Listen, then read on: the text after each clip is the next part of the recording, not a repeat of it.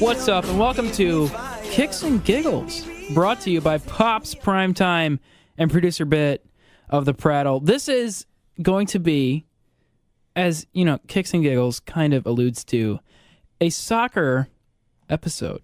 We're going to talk about the World Cup, what you need to know, what you should be paying attention to, and why you should care about the World Cup. Because let's be honest here, the Prattle normally does not give any love to soccer. Right? Right, guys? Right? Right. And Westman gave us this idea of a crash course of World Cup soccer. He wants us to talk to you guys like you are 5-year-olds and have no idea what the World Cup is. So we're going to do that. For a bit, at least. Yeah, for sure. And let me tell you what. Soccer is the most widely played sport, so why wouldn't you want to listen? Although the U.S. men's national team is not in the World Cup, and that is a big disappointment to us and makes us look horrible, but we'll get past that. We'll talk about that a little bit and why that happened and what were the consequences of that. But, I mean, yeah, let's get into it, boys. Yeah, so we're going to cover, as Matt kind of said, that we're going to cover the U.S. situation at the end because there is some light at the end of the tunnel. But first, so to explain to you guys what the World Cup is, the World Cup, Mac, why don't you do the honors of explaining what the World Cup is to our listeners? Yeah, Aaron, because I actually played soccer, so. Excuse me, so did I. Yeah, like freshman year? And sophomore year. Of high school, yeah. So. Yeah, and okay. I'm an IM champion in soccer, so. Champion of the world. Anyways, the World Cup is a tournament of soccer teams, of countries. 32 teams compete in it. They have to go through qualifying rounds for 2 years to get into this, about a year before they'll qualify. And the World Cup is probably the biggest event worldwide, maybe not in the U.S., but worldwide. And so that's pretty much why the U.S. not making it is a big deal, considering we're like a super country and we just didn't make the World Cup. So, but yeah, there's 32 teams, and it's 1 month and 1 day long of tournament soccer. So they start out in in group stages. They have 3 matches, and they generate points. You want to explain that, Pops? Yeah, there is 8 groups, A, B, C, D, E, F, G, H. Very correct. He knows his ABCs, everyone. Thank you. And in each group, there's 4 countries or teams.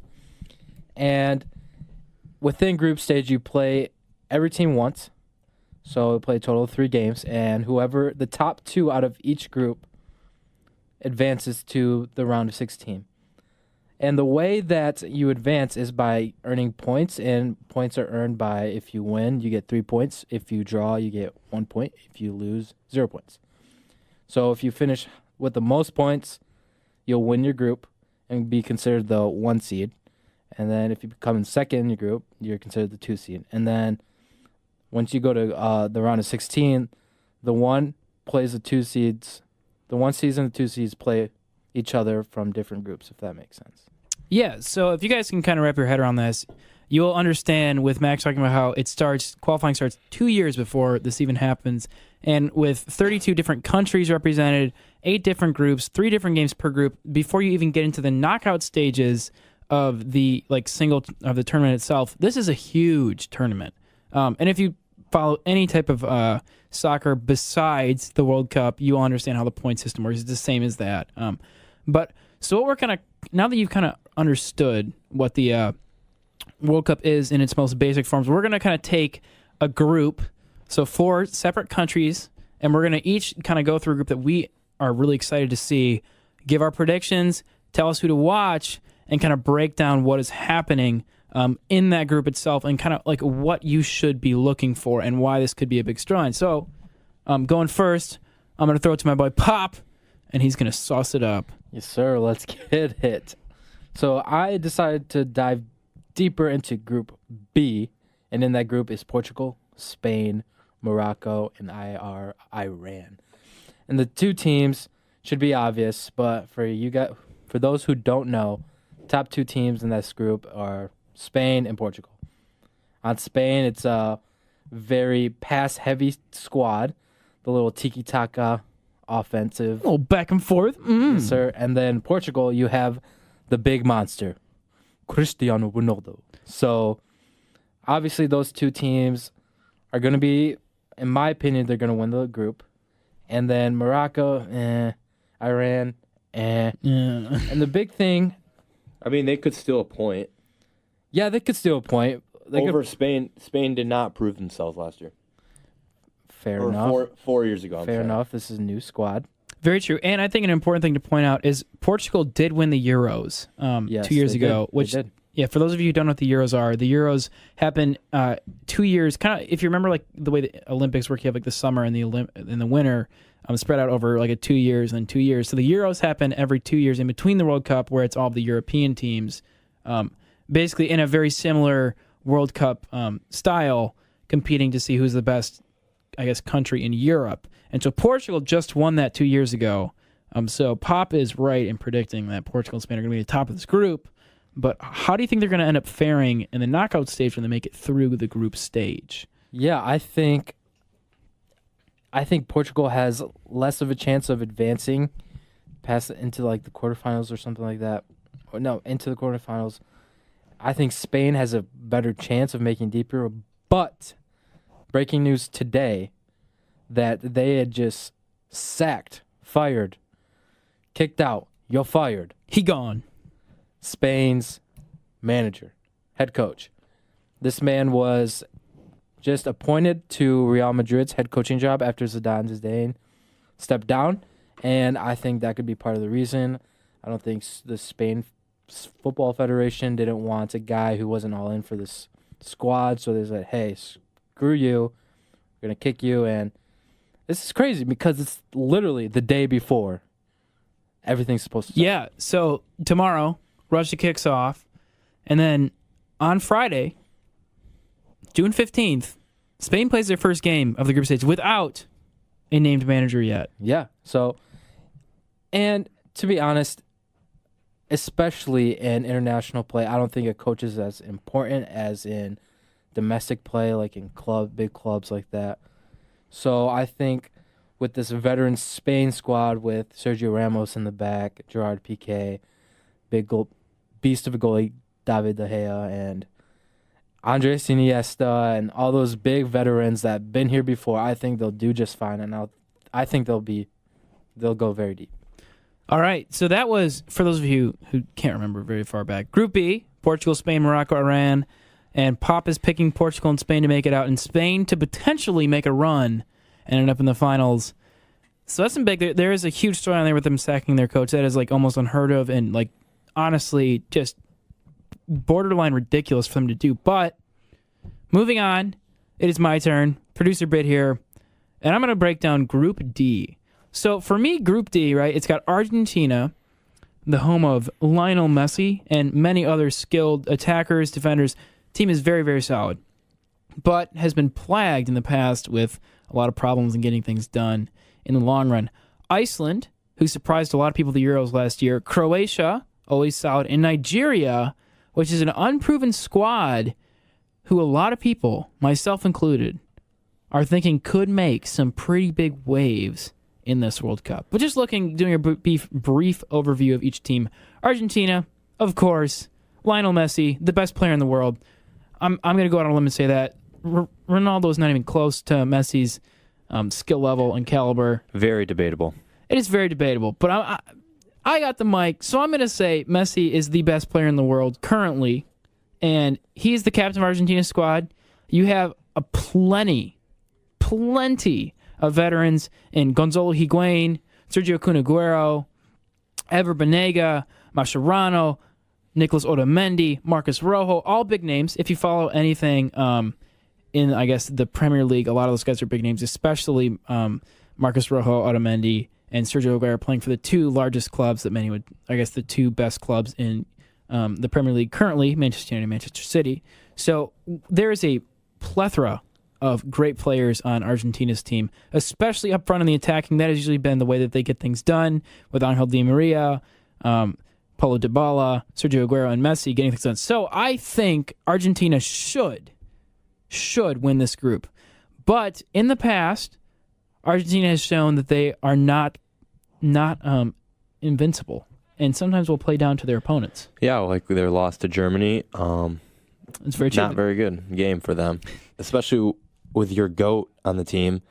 Lionel Messi, he did not show up in that game. Yeah, where was he? And he hasn't won anything big other than club titles and stuff. But it's very Ronaldo true. with the Euros win. I mean, it's one in win. 2014. It's one win. Or when was that? It was 2016. 2016. I'm sorry.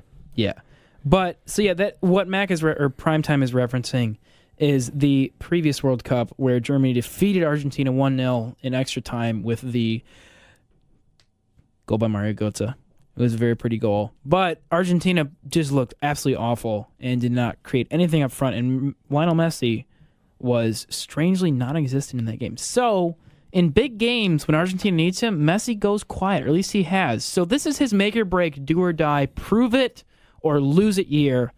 And I think Argentina's going to step up. Coming up next, we have Croatia, a solid team, got a lot of good guys. Rakitic, Modric, Brozovic, all solid midfielders, but they really don't have anything up front. You have Nigeria, who is this largely unproven team with Kelechi Iheanacho, Alex Iwobi, Musa, Moses, Ikalo, Etebo, Mikel, all really good, all solid players, young guys. So my pick actually is I think Nigeria and Argentina are going to move forward in this group stage, with Croatia taking last and Iceland taking third. And that is my prediction for Group D. That is bold because Iceland is, and many people think they are awful, but I think Iceland is actually really good. They will surprise people and steal some points. So Argentina and Nigeria are my picks to advance. And I think Argentina is going to be in the final one way or another because it is Messi's year to prove himself. And if he does not, and he knows this, if he doesn't prove himself, he will go down as the best player to completely fail on the biggest stage time and time again and choke. And that will forever cement his, I guess, second placeness to Ronaldo. So Messi, you better step up, bud. And I got my money on Messi. I think he's going to do it. But moving on, Primetime, who did you pick for your group? So I have Group G. The four teams in this group is Belgium, Panama, Tunisia, and England. So first, going with Belgium, I think this team, very dark horse. No one is really paying attention to them. I don't know about very dark good horse. players. They're good. They're very good, Belgium but is no scary. one's talking about them. It's very true. Belgium is I think they're very a dark scary. horse. Yeah, everyone's talking about Argentina, Germany, Portugal, and I think this is a dark horse. So they have Courtois, the Chelsea goalie. He's a very good, arguably one of the best Premier League goalie. Oh, come on. And De Gea. David De Gea is Come on. world class. Come on. Anyways, but their best player by far, Kevin De Bruyne, midfielder for gosh. Manchester City. Oh, that man is sick. That man is so good on the ball. Fantastic passer. He can score, but he can create. That's his biggest attribute. He can create. He had 16 assists in the Premier League this year. That is so high. Do not give that man any space on top of the box because he will make you pay. Yes, and they have some pretty good forwards to finish the ball. Eden Hazard from Chelsea, and Lukaku from Manchester United. Both of them have been scoring club this year. So, I mean, they're looking really good. But I'm going to have to go down to England here. Probably my favorite team in this tournament. Tottenham Hotspurs are looking big in this team. First off, I'm going to have to highlight my boy, Harry Kane. One of our own. The wonder boy, the wonder boy. kid. That man, my favorite player of all time. Oh, By far. you're joking. With the hair slicked back, Tottenham Hotspur. Oh man, he will score. He performs in big games. Not at the Euros. Okay, that was 2 years ago, and this is a World Cup, a bigger I hope stage. so. And Dele Alli, another Tottenham Hotspur at the midfield, very good. And let me just mention one more person, Eric Dyer, Tottenham Hotspur. How can you go wrong with the Tottenham Hotspurs? And Henderson, Liverpool. And Liverpool is just in the Champions League final against Real Madrid. So, Very I mean, true. he is on top of his game right now. So I'm looking forward to England. And I'm going to have to go with England and Belgium out of this group. Panama and Tunisia. Tunisia, they've had 5 World Cup appearances, Last one was in 2006, so, I mean, they're pretty happy they're back. But I'm going to have to go with Belgium and England. Panama, they got in over the U.S. and CONCACAF, which is one of the leagues to qualify with that the U.S. is in, and they beat the U.S. to get in. So, I mean, they're good. They have only been in the World Cup once. This is their only World Cup appearance, actually. Oh, my gosh, I did not realize that till right now. First time. Yeah. I mean, they could pull out something, but England and Belgium, the European teams, they're going to be way too good. Harry Kane, my boy. Tottenham Hotspur. They're looking up. I know Aaron's over there cringing. A very cringeworthy segment for Aaron, but let's go. Let's go England. So I've got a couple things to add. Wait, Aaron, before you start trashing our Tottenham Hotspur, me and Mac are going to recite something for you.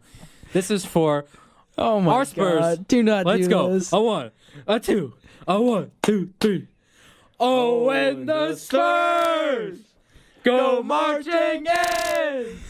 Oh, when the Spurs go marching in. Yeah, baby. Let's go, Tottenham, baby. Well, it didn't stop you guys from finishing 4th in the Prem. Hey, 3rd. Screw off. No, it was 4th. It was 4th. Hey, we're looking up, though, dude. Okay, so I got a couple things to add. First off, England, yes, they have a lot of young talent. They did not mention Marcus Rashford. They did not mention the wonder boy of Crystal Palace, my boy. My boy. They don't know who I'm talking about. Come on. I'm sorry that the Tottenham Hotspurs overshadow him. Okay. Who is it? It's frick. I can't remember his name. Oh, but what are you talking about, my boy? God. Let me look. Let me pull this. I'm gonna pull. No, England's we're roster. moving on. No, because I got some things to say. Okay. First off, the main problem with England is that they have failed time and time and time and time again in the World Cup. They have failed to get out. They have failed to do anything once getting out of group stages.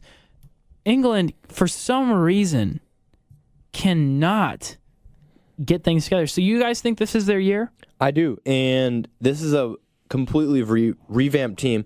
The teams of the past that have failed to get out, their best player was Wayne Rooney. Hey. Wayne Rooney. He was world class. A Manchester United striker. World class. No.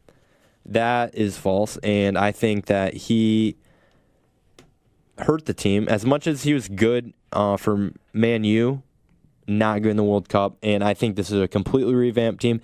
They're so strong through the midfield. You can't deny that they're strong through the midfield. And they're very young. I will say Yes. England is very young. They're going to be quick. They have Raheem Sterling at forward. Honestly, they have to play 3 up front. They need goals. And they have good players to defend.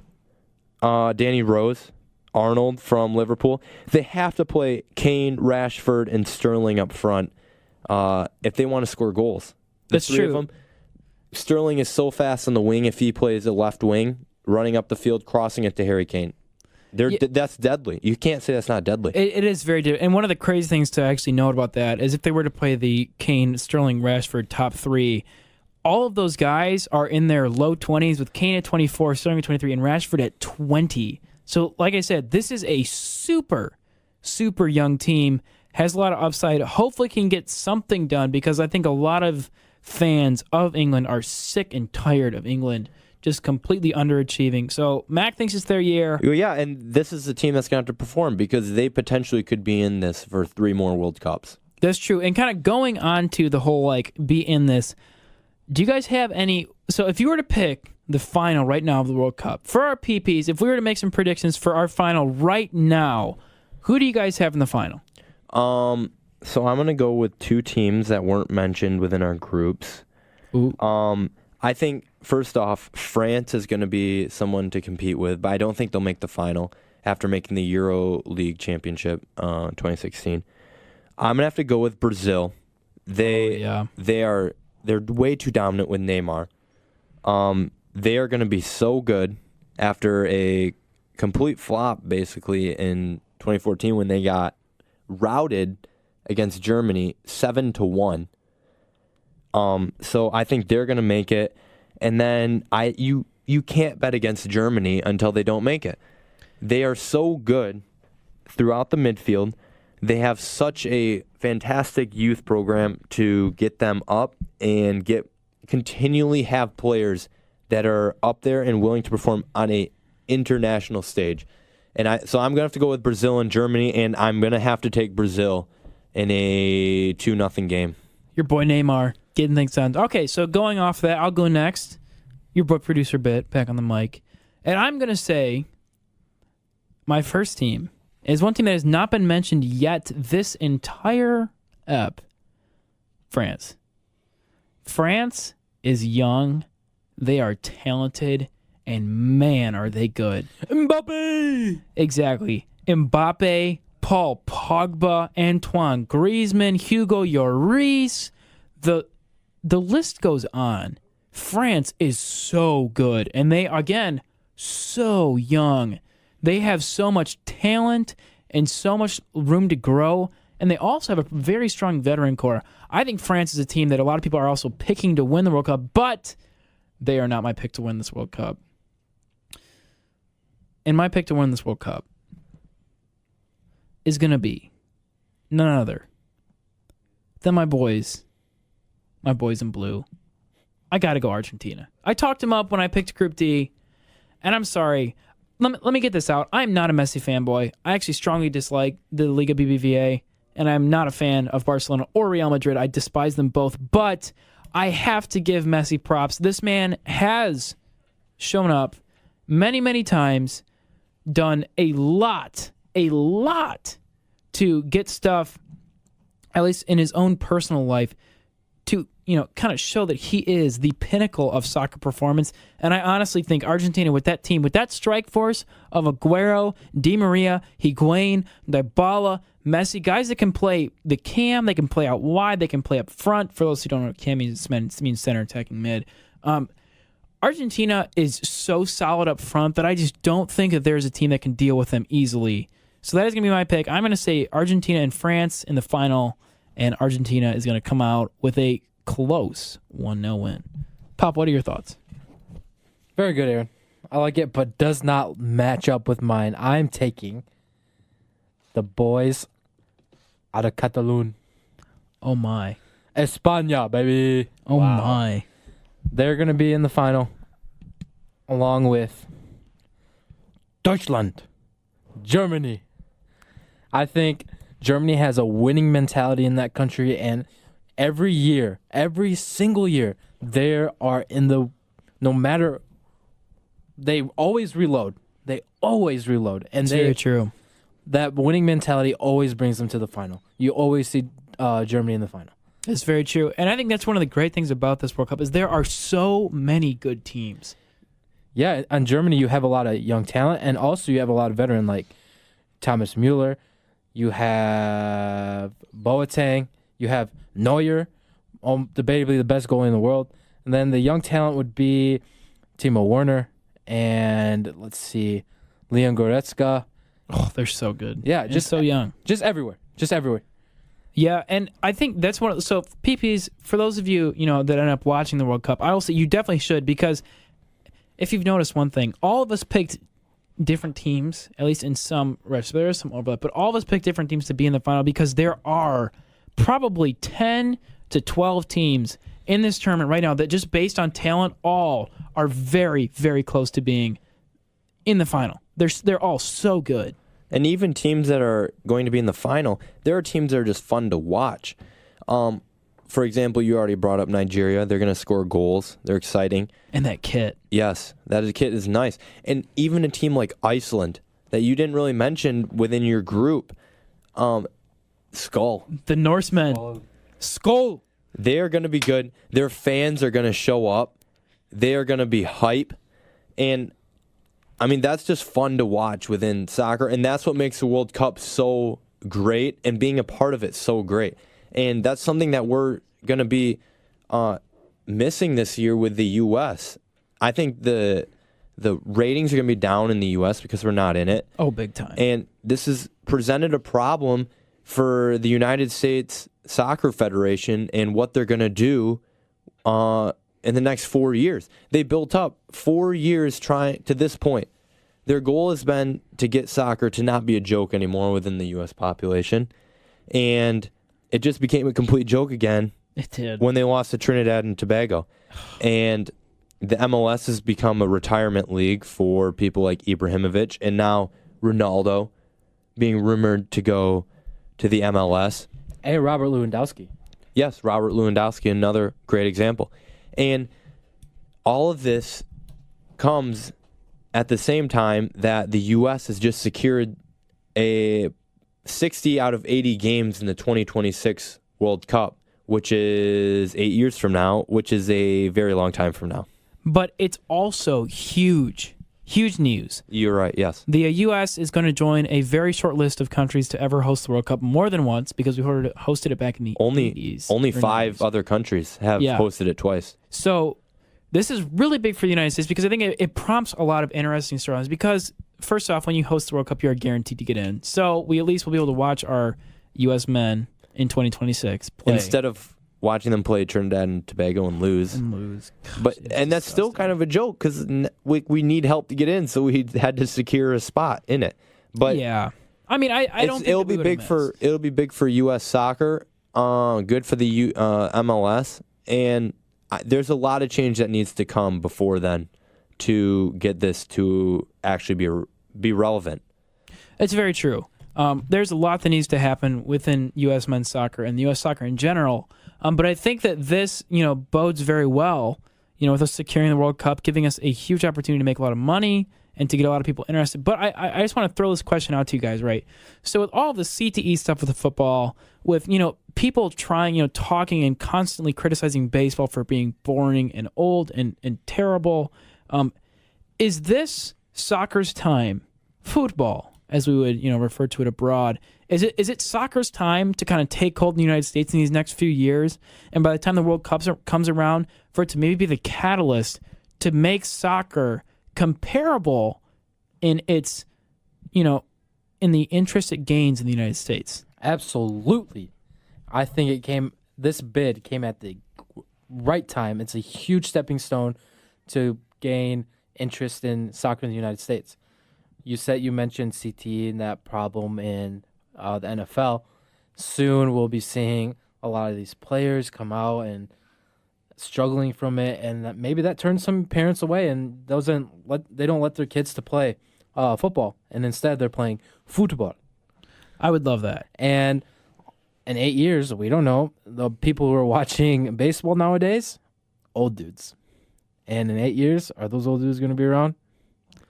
I don't know. We don't know. That is gruesome. Yeah, that's pretty morbid. But it's also a fact of life, and I'm glad you bring that up because I think it's a very interesting thing to think about. Because football players coming out and saying, I don't want my kid playing. I don't want my kid playing football. I don't want my kid doing I want my kid to play soccer, play golf, play baseball, play anything other than football. Do not mess up your mind and your brain like I did. I think it brings a great. Primetime, you haven't added anything. It looks like you are itching to add some things here. So what are your thoughts? I think this is a fantastic opportunity for the United States, but I think there's a few things that need to happen before we get soccer relevant. I think we need to adopt what Europe does with these youth leagues that people are dedicating their training to one specific team. And teams like a GRFC or Detroit City Football Club team, those teams have an opportunity to move up into the MLS. So for people that don't know, the way the Premier League and leagues work in Europe is that teams within the main league, so basically like an NFL or like the MLS basically, if they finish within the bottom 3 or 4 or so, they get relegated down into a lower league. And then the top teams in that lower league move up into the top league. I think stuff like that needs to happen because that makes the sport exciting and makes it something that people want to root for, and they connect with their team, bond with their team, and move towards making soccer relevant in this country and moving towards making the youth relevant within the sport in this country.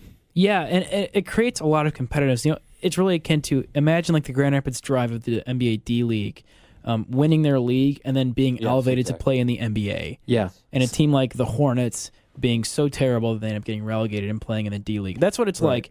And it allows, you know, teams to really have an emphasis on getting better and improving and building through talent. And it creates a huge investment of fans and really creates a huge sense of community around that team. And that's why I think if that would come into the United States, it would make sports, again, which already are a huge part of life, even more important in our communities and giving people commonality when it seems like we cannot find it anywhere else in the world right now. Yeah, I think another part of that is breaking the stigma of soccer being almost a recreational sport. I feel like when kids play or even adults play, they're just like, hey, let's just go kick the ball around. But in England, it's much more serious. We're competing. We are playing in tournaments. We're playing in games every single day, every single week, every single weekend. So breaking that stigma and turning it around rather than just saying, oh, let's run around and prance around like little grass fairies and kick around the ball. No, none of that. Let's change. We need to change. I think football has tons of money in it. So much money.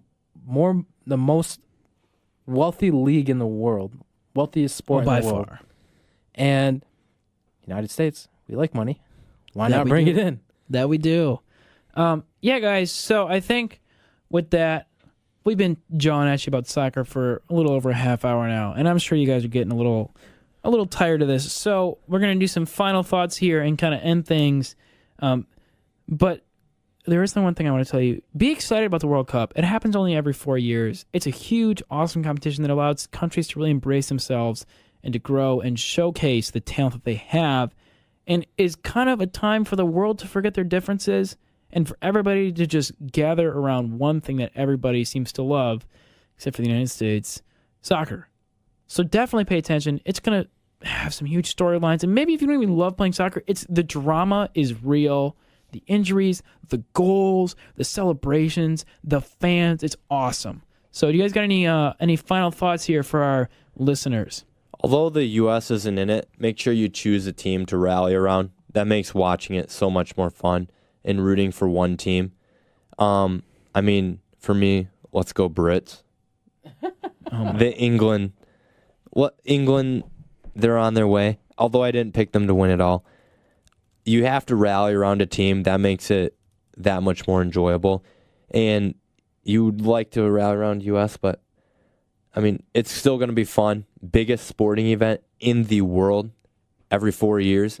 I would even argue it's as big or bigger than the Olympics. So internationally, maybe not in the U.S., but we can make it that way, and there are steps to make it that way. But I'm excited. I'm really excited for the opening kickoff tomorrow with Russia. Oh, man, I'm going to be watching as much as I can. So I'm excited. It should be a lot of fun. It will. Yeah, and go Super Eagles. Let's go Nigeria, baby. They got sick kits. They got sick players. I'm excited for them. Pops, you're going to end things off for us. So what do you got? Mo Salah, baby. Mo Salah. Ooh, not even mentioned. Remember the name. Mo Salah. Look him up. Look him up. Look at them goals. And drop us a follow on Podbean and the iTunes podcast app, guys, because this has been Kicks and Giggles. This has been Kicks and Giggles.